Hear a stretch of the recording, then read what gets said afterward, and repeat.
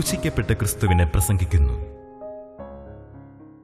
റോമർ ലേഖനം 8-ാം അധ്യായം 29-30 വാക്യങ്ങൾ.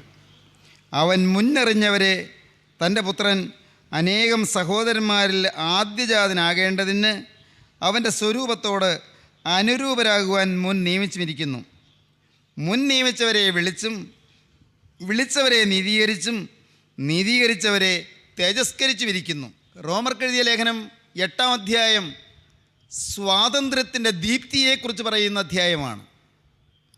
ആത്മാവിൽ ലഭിക്കുന്നതായ സ്വാതന്ത്ര്യം, പരിശുദ്ധാത്മാവ് നൽകുന്നതായ സ്വാതന്ത്ര്യം, പാപത്തിന് ശമ്പളമായ മരണത്തിന് വിധേയപ്പെട്ട മനുഷ്യൻ ആ പാപത്തിൽ നിന്നും മരണത്തിൽ നിന്നും സ്വാതന്ത്ര്യം പ്രാപിച്ച് ആത്മാവ് ജീവൻ പ്രാപിച്ച് ആത്മാവിൻ്റെ സമൃദ്ധിയായ ജീവൻ്റെ അനുഭവത്തിൽ ഉല്ലസിക്കുന്നതിനെക്കുറിച്ച് പറയുന്ന അതിമനോഹരമായ അധ്യായമാണ് റോമർക്കെഴുതിയ ലേഖനം 8-ാം അധ്യായം.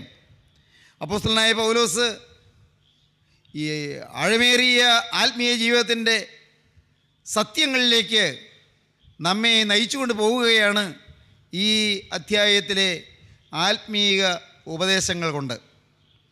അവൻ മുന്നറിഞ്ഞവരെ തൻ്റെ പുത്രൻ അനേകം സഹോദരന്മാരിൽ ആദ്യജാതനാകേണ്ടതിന് അവൻ്റെ സ്വരൂപത്തോട് അനുരൂപരാകുവാൻ മുൻ നിയമിച്ചിരിക്കുന്നു.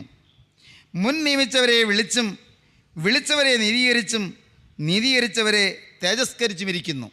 ക്രിസ്തു നമ്മെ മുന്നമേ അറിഞ്ഞു. ക്രിസ്തു നമ്മെ മുൻപേ തന്നെ നിയമിച്ചു. ക്രിസ്തു നമ്മെ വിളിച്ചു. ക്രിസ്തു നമ്മെ നീതീകരിച്ചു. ക്രിസ്തു നമ്മെ തേജസ്കരിച്ചു.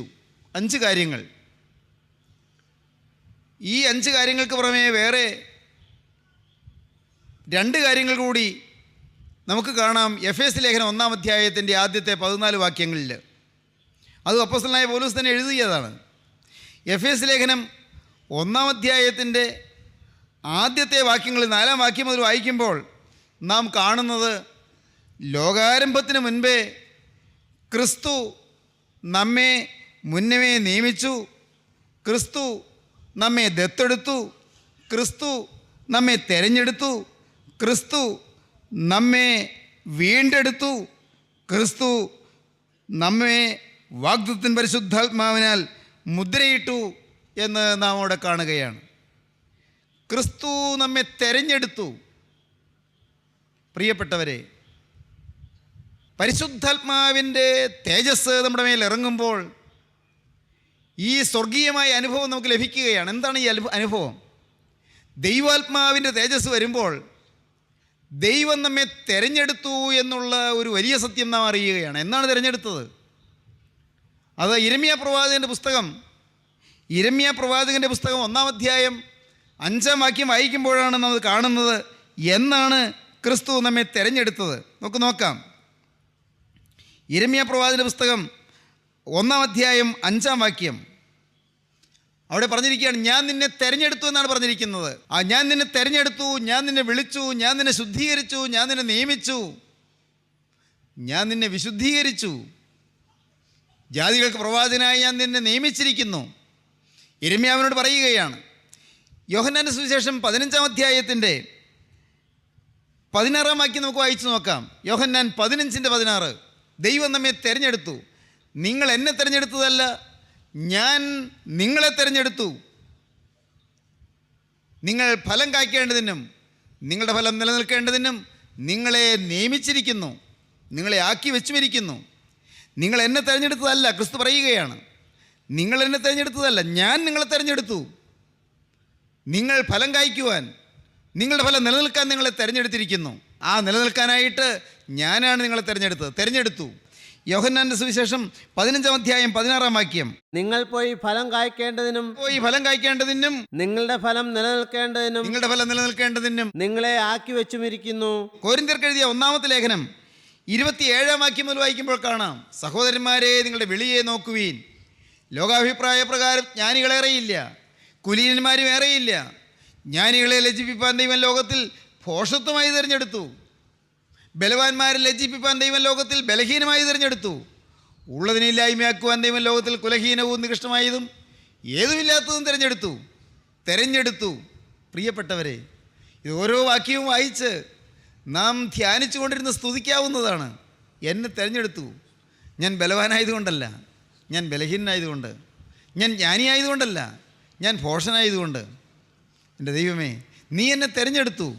എൻ്റെ കർത്താവേ, ഞാൻ പാപിയാണ്, ഞാൻ അഗതിയാണ്, ഞാൻ പിശാചിന് ഇടം കൊടുത്തവനാണ്, ഞാൻ സാത്താൻ്റെ വിടുപണി ചെയ്തവനാണ്, സാത്താൻ്റെ അടിമത്തത്തിൽ ജീവിച്ചവനാണ്, പാപം ചെയ്യുന്നത് ശീലമാക്കിയവനാണ്. കർത്താവേ, എങ്കിലും നീ എന്നെ തിരഞ്ഞെടുത്തു. ദൈവം തിരഞ്ഞെടുത്തു. ദൈവത്തിന് സ്തോത്രം. ഈ മരണത്തിന് അധീനമായ ശരീരത്തിൽ നിന്ന് എന്നെ വിടുവിക്കാൻ ദൈവം തിരുമനസ്സായി. അവൻ എന്നെ തിരഞ്ഞെടുത്തു. എന്നാണ് തിരഞ്ഞെടുത്തത്? നമുക്ക് നോക്കാം. എന്നാണ് അവൻ എന്നെ തിരഞ്ഞെടുത്തത്? എഫേസ്യർ 1:4-5 വാക്യങ്ങൾ. എന്നാണ് എന്നെ തിരഞ്ഞെടുത്തത്? ഇന്നും ഇന്നലെയുമല്ല, ഞാൻ അമ്മയുടെ ഗർഭത്തിൽ ഉരുവായപ്പോഴുമല്ല, എന്നേ തിരഞ്ഞെടുത്തു. എന്നെ തിരഞ്ഞെടുത്തു. പ്രിയപ്പെട്ടവരെ, ഇത് മനസ്സിലാക്കാൻ വിഷമമാണ്. ഈ ഭൂമിയിലേക്ക് ഞാൻ ജനിച്ച് വീണപ്പോഴല്ല, അല്ല എൻ്റെ അമ്മയുടെ ഗർഭപാത്രത്തിൽ ഉരുവായപ്പോഴല്ല, എന്ന് തിരഞ്ഞെടുത്തു. നാം തൻ്റെ സന്നിധിയിൽ വിശുദ്ധരും നിഷ്കളങ്കരുമാകേണ്ടതിന് അവൻ ലോകസ്ഥാപനത്തിന് മുമ്പേ നമ്മെ അവനിൽ തിരഞ്ഞെടുക്കുകയും ലോകസ്ഥാപനത്തിന് മുമ്പേ നമ്മെ ക്രിസ്തുയേശുവിൽ തിരഞ്ഞെടുത്തു. നിത്യനായ ദൈവം ലോകസ്ഥാപനത്തിന് മുൻപേ നമ്മെ ക്രിസ്തുയേശുവിൽ തിരഞ്ഞെടുത്തു. ലോകത്തിൻ്റെ സ്ഥാപനത്തിന് മുൻപ് നാം എല്ലാം യുഗങ്ങളുടെ ആ സ്വർഗീയമായ നിർണയത്തിൽപ്പെട്ടവരാണ്. ആരും ഒഴിവായിട്ടില്ല. സഹോദരങ്ങളെ, നിത്യനായ ദൈവത്തിൻ്റെ യുഗപരിപാടിയാണ് നാം ഈ ഭൂമിയിൽ ഇത്രയും കാലം ജീവിക്കണമെന്നുള്ളത്. ദൈവത്തിൻ്റെ യുഗ പദ്ധതിയാണ് നാം ഈ അത്ഭുതകരമായ വചനം കേൾക്കണമെന്നുള്ളത്. ദൈവത്തിൻ്റെ സ്വർഗീയ കാര്യപരിപാടിയാണ് നാം വചനം കേട്ട് മാനസാന്തരപ്പെടണമെന്നുള്ളത്. എന്തിന്? തിരഞ്ഞെടുപ്പിൽ നിർത്താനല്ല. രണ്ടാമത്തെ കാര്യം എന്താണ്? തിരഞ്ഞെടുത്തു. അതിനു മുൻപ് മറ്റൊരു കാര്യം നടന്നു. അതാണ് ഒന്നാമത്തെ കാര്യം. തിരഞ്ഞെടുപ്പിന് മുമ്പ് ഒരു കാര്യം നടന്നു. എന്താണ്? അവൻ നമ്മെ മുന്നറിഞ്ഞു. അതാണ് റോമർ ലേഖനം 8-ാം അധ്യായത്തിൽ കാണുന്നത്. അവൻ മുന്നറിഞ്ഞവരെ മുന്നമേ അറിഞ്ഞു. എന്നെ മുന്നമേ അറിഞ്ഞു. ലോകസ്ഥാപനത്തിന് മുമ്പേ എന്നെ അറിഞ്ഞു. യിരെമ്യാ പ്രവാചകൻ്റെ പുസ്തകത്തിൽ 1-ാം അധ്യായം 5-ാം വാക്യം വായിക്കുമ്പോൾ അത് തന്നെ കാണാം. അവൻ മുന്നമേ എന്നെ അറിഞ്ഞു. നിന്നെ ഉദരത്തിൽ ഉരുവാക്കിയതിനു മുമ്പേ ഞാൻ നിന്നെ അറിഞ്ഞു. ഉദരത്തിൽ ഉരുവാക്കിയതിനു മുൻപേ ഞാൻ നിന്നെ അറിഞ്ഞു. നീ ഗർഭപാത്രത്തിൽ നിന്ന് പുറത്തു വന്നതിനു മുമ്പേ ഞാൻ നിന്നെ വിശുദ്ധീകരിച്ചു. സ്തോത്രം. പ്രിയപ്പെട്ടവരെ, അമ്മയുടെ ഗർഭപാത്രത്തിൽ ഞാൻ ഉരുവായത് എൻ്റെ അറിവോടെയല്ല, എൻ്റെ ആലോചന പ്രകാരമല്ല, നമ്മുടെ ആരുടെയും അറിവോടെയല്ല. നാം ഉരുവാകുന്നതിന് മുൻപേ ദൈവത്തിൻ്റെ ആലോചന. ദൈവം അറിഞ്ഞു, മുന്നമേ അറിഞ്ഞു. 1 മുന്നമേ അറിഞ്ഞു. 2 ദൈവം നമ്മെ തിരഞ്ഞെടുത്തു. മൂന്നാമത്തെ കാര്യം എന്താണ്? മൂന്നാമത്തേത്, അവൻ നമ്മെ മുന്നമേ നിയമിച്ചു. അന്നേ നമ്മെ നിയമിച്ചു കഴിഞ്ഞു. എന്തിനായിട്ടാണ് നിയമിച്ചത്? അവൻ നമ്മെ നിയമിച്ചത്. 1-ാം അധ്യായം 5-ാം വാക്യം ഒന്നുകൂടെ വായിക്കാം. യിരെമ്യാ 1:5. നിന്നെ ഉദരത്തിൽ ഉരുവാക്കിയതിനു മുമ്പേ ഞാൻ നിന്നെ അറിഞ്ഞു. നീ ഗർഭപാത്രത്തിൽ നിന്ന് പുറത്തു വന്നതിന് മുമ്പേ ഞാൻ നിന്നെ വിശുദ്ധീകരിച്ചു. ജാതികൾക്ക് പ്രവാചകനായി നിയമിച്ചിരിക്കുന്നു. ജാതികൾക്ക് പ്രവാചകനായി നിന്നെ നിയമിച്ചു കഴിഞ്ഞിരിക്കുന്നു. സഹോദരങ്ങളെ, മുൻപേ തന്നെ പ്രീ അപ്പോയിൻ്റ് ചെയ്തിരിക്കുന്നു. അന്നേ ഗർഭപാത്രത്തിൽ വരുന്നതിന് മുൻപ്, നീ ഉരുവാകുന്നതിന് മുമ്പ് നിന്നെ നിയമിച്ചു കഴിഞ്ഞിരിക്കുന്നു. നാം കേവലം യദൃച്ഛയാ ഭൂമിയിലെത്തിയതല്ല, യദൃച്ഛയായി ഇവിടെ ജീവിച്ചു വന്നതല്ല. ഒന്നും യാദൃച്ഛികമല്ല. ഓരോന്നും ജീവനുള്ള ദൈവത്തിൻ്റെ അത്ഭുതകരമായ സ്വർഗീയമായ പദ്ധതിയിൽപ്പെട്ട കാര്യങ്ങളാണ്. നാം എത്ര വിലപ്പെട്ടവരാണ് ചിന്തിച്ചു നോക്കൂ. മനസ്സിലാക്കാൻ പ്രയാസമാണ്, എനിക്കറിയാം. എനിക്ക് എൻ്റെ ഈ നിസ്സാര മനസ്സിൽ മനസ്സിലാകുന്നതല്ല ഇതൊന്നും. പിന്നെ ഭാഗ്യം, ഇതൊക്കെ വിശ്വസിച്ചു. ഞാൻ വിശ്വസിച്ചു. എൻ്റെ കർത്താവേ, എൻ്റെ അമ്മയുടെ ഗർഭത്തിൽ ഞാൻ ഉരുവാകുന്നതിന് മുമ്പേ നീ എന്നെ അറിഞ്ഞു. നീ എന്നെ അന്നേ ലോകസ്ഥാപനത്തിന് മുമ്പേ എന്നെ തിരഞ്ഞെടുത്തു. കർത്താവേ, നീ എന്നെ നിയമിച്ചു. പോരാ, 4-ാമത്തെ കാര്യം എന്താണ്? ദൈവത്തിന് സ്തോത്രം. 4-ാമത്തെ കാര്യം, കർത്താവേ, നീ എന്നെ വിളിച്ചു. യെശയ്യാ 49:1. യഹോവ എന്നെ ഗർഭം മുതൽ വിളിച്ചു. യഹോവ എന്നെ ഗർഭം മുതൽ വിളിച്ചു. അമ്മയുടെ ഗർഭത്തിൽ ഉരുവായപ്പോൾ മുതലേ ദൈവം എന്നെ വിളിച്ചു. 4-ാമത്തെ കാര്യം അതാണ്. മുന്നമേ അറിഞ്ഞു, എന്നെ തിരഞ്ഞെടുത്തു, എന്നെ നിയമിച്ചു. മാത്രമല്ല, എന്നെ വിളിച്ചു, പേർ ചൊല്ലി വിളിച്ചു. പ്രിയപ്പെട്ടവരെ, വിളിച്ചു. ഈ നിസ്സാരനെ വിളിക്കാൻ ദൈവത്തിന് തിരുമനസ്സായി. ഈ പാപം ശീലമാക്കിയവനെ വിളിക്കാൻ ദൈവത്തിന് തിരുമനസ്സായി. ആരോരുമില്ലാത്തവനെ വിളിക്കാൻ ദൈവത്തിന് തിരുമനസ്സായി. വിലകെട്ടവനെ വിളിക്കാൻ ദൈവത്തിന് തിരുമനസ്സായി. ഒരു നന്മയും ഇല്ലാത്തവനെ വിളിക്കാൻ ദൈവത്തിന് തിരുമനസ്സായി. വിളിച്ചു. ദൈവത്തിന് സ്തോത്രം. എഫേസ്യർ 1:5 വായിക്കുക. അവനിൽ തിരഞ്ഞെടുക്കുകയും തിരുഹിതത്തിൻ്റെ പ്രസാദപ്രകാരം യേശുക്രിസ്തു മുഖാന്തരം നമ്മെ ദത്തെടുക്കേണ്ടതിന്. നമ്മെ ദത്തെടുത്തു, അഡോപ്റ്റ് ചെയ്തു. എന്താണ് ഇതിൻ്റെ അർത്ഥം? മക്കളില്ലാത്ത മാതാപിതാക്കളാണ് ദത്തെടുക്കുന്നത്. സ്വർഗത്തിലെ ദൈവത്തിന് മക്കളില്ല. പ്രിയപ്പെട്ടവരെ, മനുഷ്യരെല്ലാവരും പാപികളായി. അതാണ് എന്താ പറഞ്ഞത്? ആകാശമേ കേൾക്ക, ഭൂമിയെ ചെവി തരിക, യഹോവ അരുളി ചെയ്യുന്നു, ഞാൻ മക്കളെ പോറ്റി വളർത്തി അവരോ എന്നോട് മത്സരിച്ചിരിക്കുന്നു. കാളാതൻ്റെ ഉടയവനെയും കഴുതൻ്റെ യജമാൻ്റെ പുൽത്തൊട്ടിയെയും അറിയുന്നു, എൻ്റെ ജനമോ അറിയുന്നില്ല, ഇസ്രായേലോ ഗ്രഹിക്കുന്നതുമില്ല. അയ്യോ പാപമുള്ള ജാതി, അകൃത്യഭാരം ചുമക്കുന്ന ജനം, ദുഷ്പ്രവർത്തിക്കാരുടെ സന്തതി, വഷളായി നടക്കുന്ന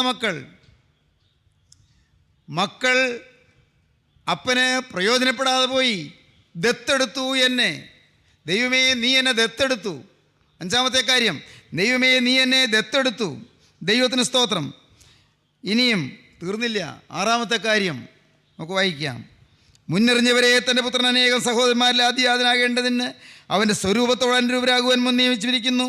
മുൻ നിയമിച്ചവരെ വിളിച്ചവരെ നീതീകരിച്ചും. ഇതിലെല്ലാം എന്തിനു വേണ്ടിയാണ്?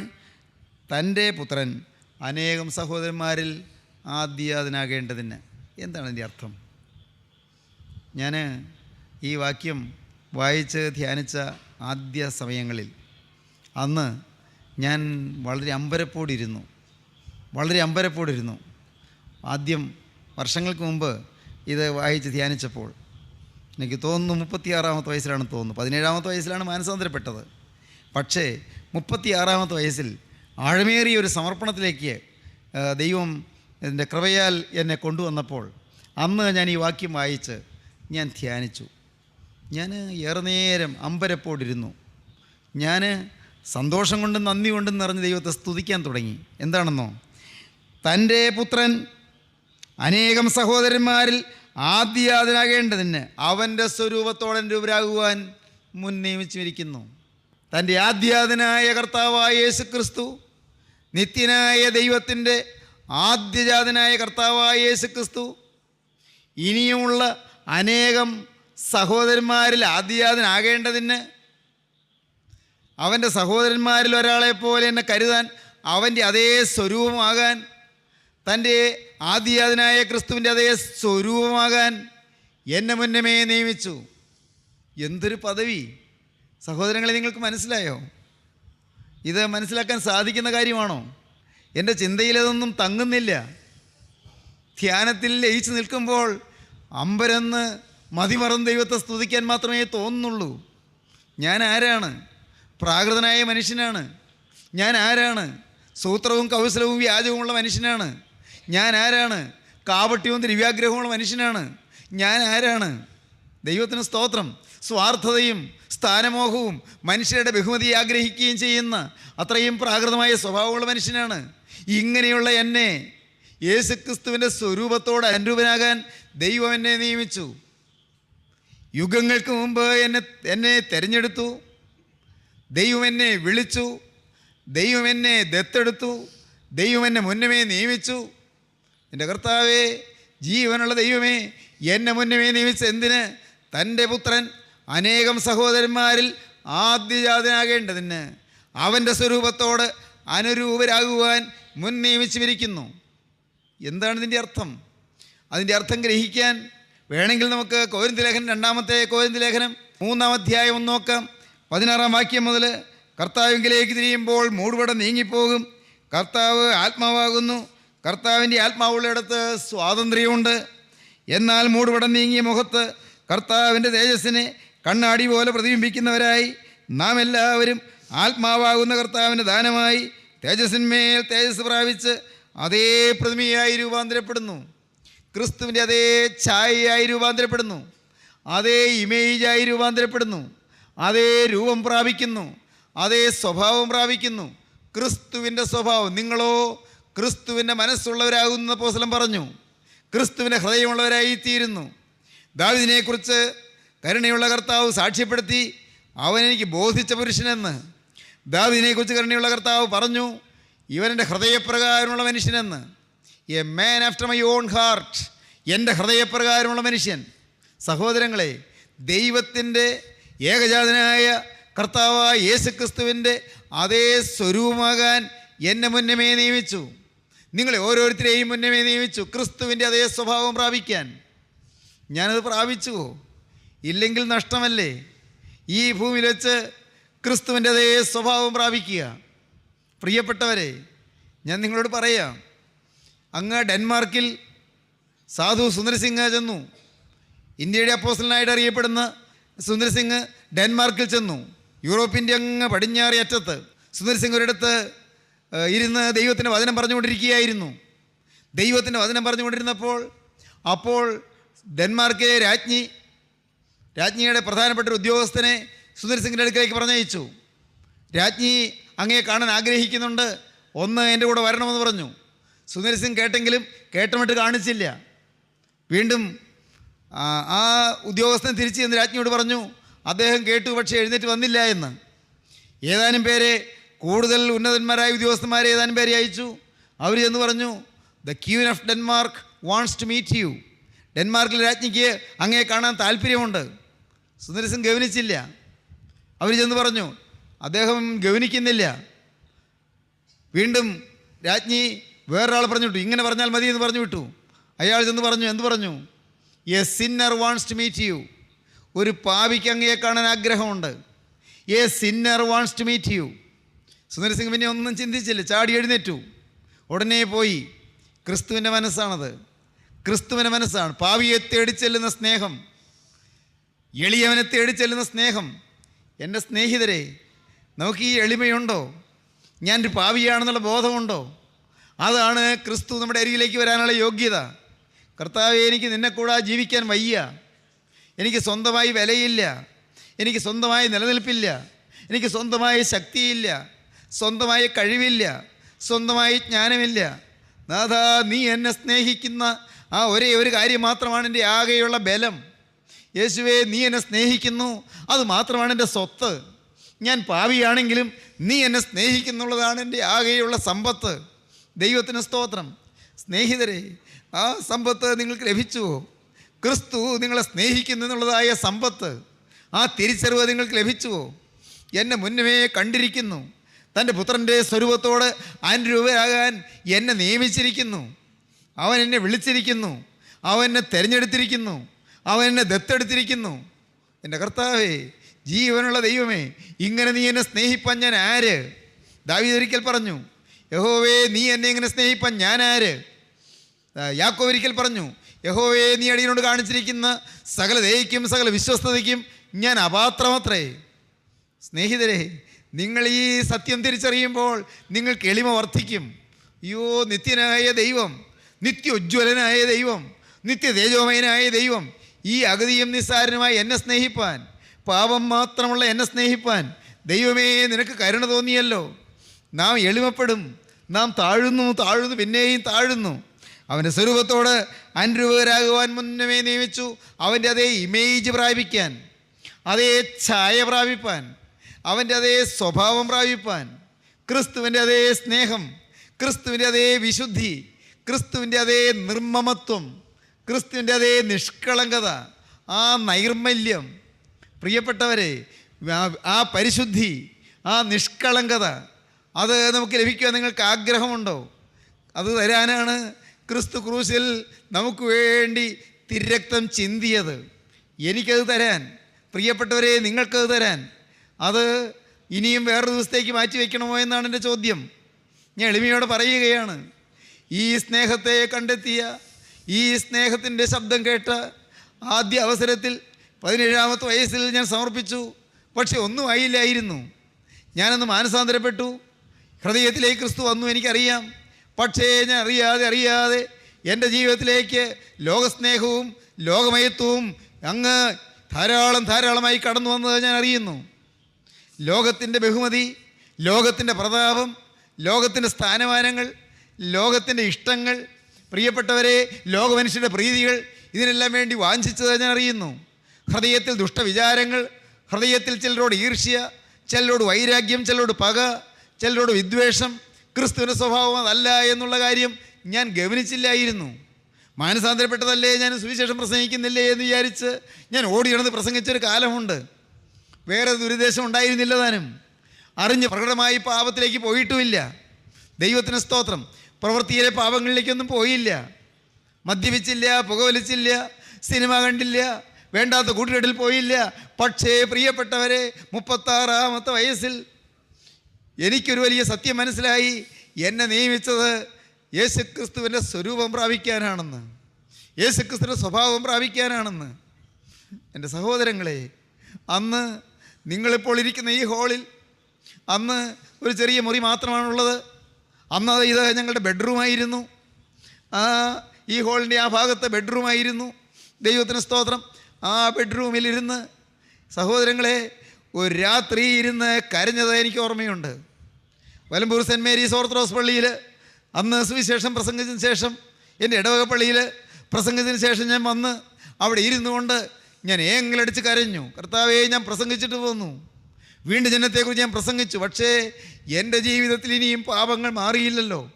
ചിലരോട് പകയുണ്ടല്ലോ, ചിലരോട് വിദ്വേഷമുണ്ടല്ലോ. ഞാൻ ഏറ്റുപറഞ്ഞു, ഞാനിരുന്ന് തകർന്നു, ഞാനിരുന്ന് കരഞ്ഞു. ദൈവത്തിന് സ്തോത്രം.